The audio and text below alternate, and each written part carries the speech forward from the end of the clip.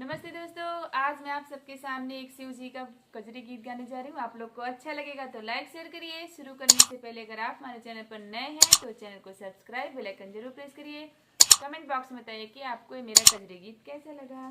धन्यवाद। हरे रामा।